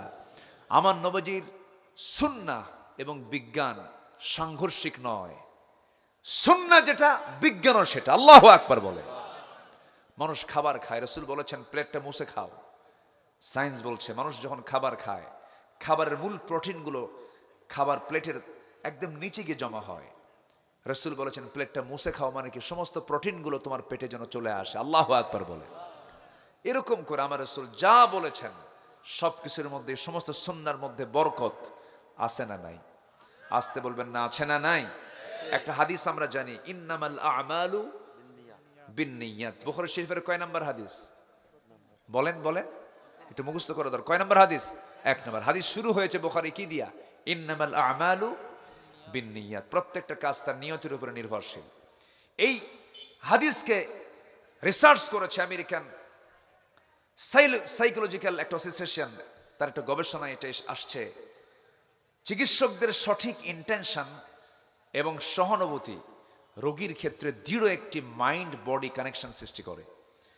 এর পজিটিভিটি সুস্থতার ক্ষেত্রে সবচেয়ে বড় গুরুত্বপূর্ণ ভূমিকা পালন করে। অর্থাৎ ডাক্তারের কাছে রোগী যখন যায়, ডাক্তার যদি তাকে পজিটিভ কোনো কথা বলে, তার রোগীর অর্ধেক রোগী সেরে যায়। আমি কি ভুল বলতেছি? এই জন্য নিয়ত একটা গুরুত্বপূর্ণ বিষয়। রাসূল যেটাই বলেছেন, যে হাদিসটাই বলেছেন, যে কথাটাই বলেছেন, আমাদেরকে মানার জন্য সেটা অকল্যাণ না কল্যাণ? অকল্যাণ না কল্যাণ? কল্যাণ। আল্লাহ তুমি সবাইকে মানার তৌফিক দিয়ে দাও। জোরে বলি আমিন। মন চাচ্ছে আরো কথা বলি, কিন্তু আর পারতেছি না, আমার শরীরও পারছে না, আমাকে যেতেও হবে, চলেও যাব। আমি যতটুকুন বলেছি আমরা বলে ফেলি আলহামদুলিল্লাহ। জোরে বলি আলহামদুলিল্লাহ। বারবার যেন দেখা হয় এই কামনা করি। কি এই কামনা করি তো নাকি? আমি আপনাকে ভালোবাসবো, আপনি আমাকে ভালোবাসবেন। এই ভালোবাসার সম্পর্ক যেন আখিরাত পর্যন্ত গড়ায়। আল্লাহ কবুল করুন। জোরে বলি আমিন।